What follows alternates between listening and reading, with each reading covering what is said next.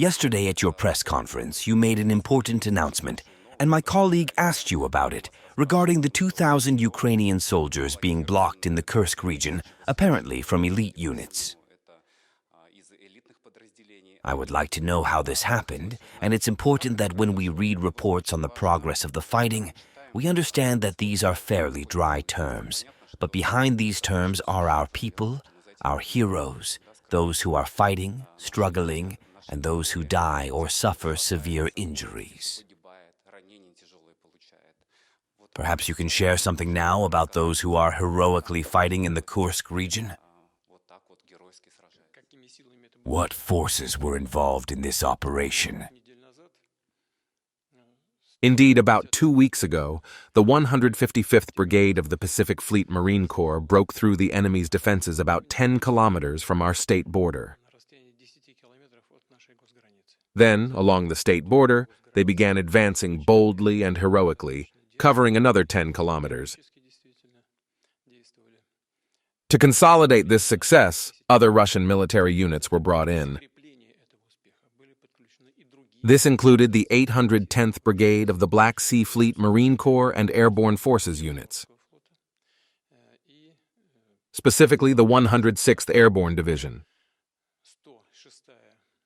2 units stood out for their bravery and efficiency, the 51st and 137th Regiments of this division. Then, the 56th Regiment of the 7th Airborne Division and, of course, the 83rd Brigade of the Airborne Forces. Together, they formed a reliable encirclement ring and are now tightening it and beginning to eliminate this grouping. According to our estimates, this area is about 6 by 15 kilometers.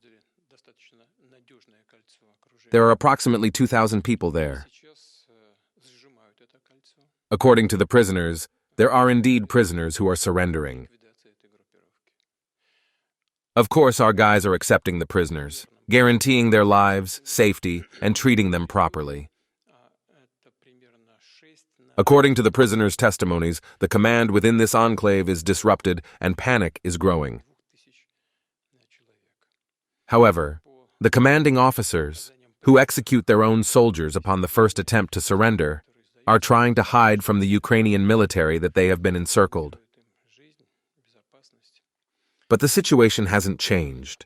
Attempts are being made to break through and relieve these surrounded units. They have some success, but our soldiers are reliably repelling all counteroffensive attempts.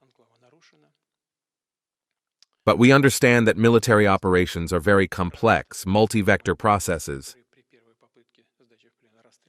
In any case, as of now, the enemy has not succeeded in doing anything. And among the soldiers mentioned, I understand that these include the Marines you spoke about in Vladivostok, who are currently on the corvette Raji. Yes, they are the ones who made this breakthrough.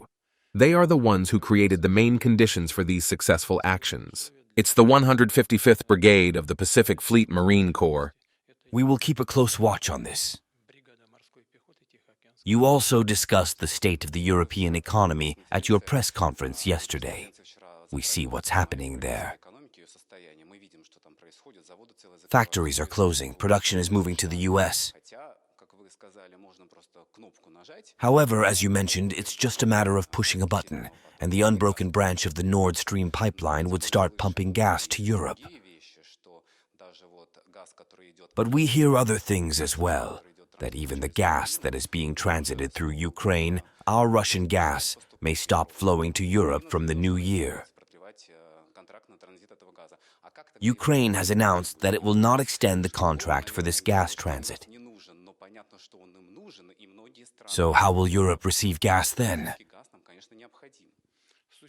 They can say whatever they want about not needing gas. But it's clear that they need it, and many countries openly state that Russian gas is necessary for them. There are several routes by which Russian gas can reach European consumers, and we do not refuse these supplies. One active route is Yamal-Europe through Poland. The Poles closed this route, and that was their decision. Then there's one pipeline under the Baltic Sea, Nord Stream 2.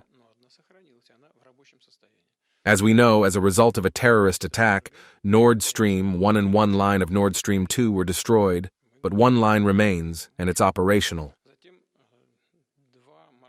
Ultimately, it's up to the German government whether to turn on this route.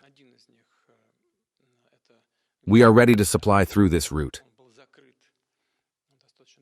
There are also two routes via Ukraine. One, the Gesokrenovka route, was shut down by the Ukrainian side a while ago. However, for the second route, through a settlement called Gesudza, we are still supplying gas. But the contract ends at the end of this year, in December. To continue these supplies, a new contract needs to be signed.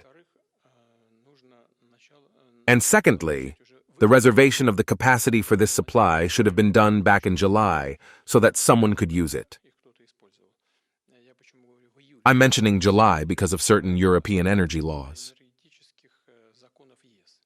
And Ukraine has committed to these European regulations. According to these rules, the capacity reservation should have been made by July. And as of now, as far as I know, Ukraine hasn't taken any steps to continue this work. I repeat, we've never refused supplies, including via the Ukrainian route, and we do not refuse. But apparently Ukraine is not planning to continue this. Moreover, they recently reiterated their position, stating they will not extend or sign a new transit contract with Russia.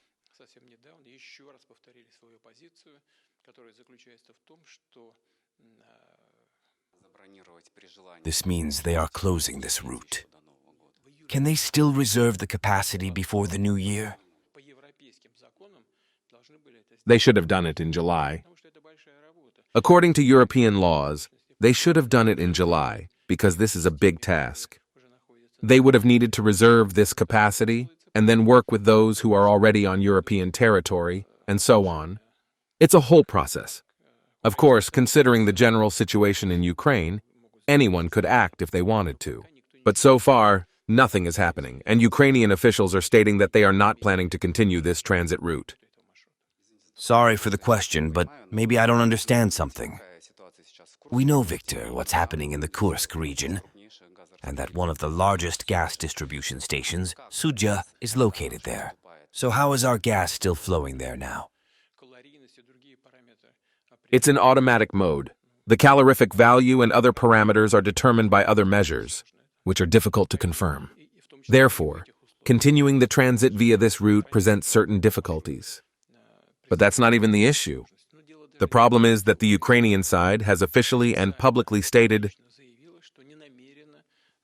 that they do not intend to continue this transit and will not extend or sign a new contract. In St. Petersburg, when discussions suddenly intensified in Europe and the US about possibly allowing Kyiv to carry out long-range strikes deep into Russian territory, you made it clear that this would mean NATO is directly at war with Russia. In your opinion, did they hear your words, your signals?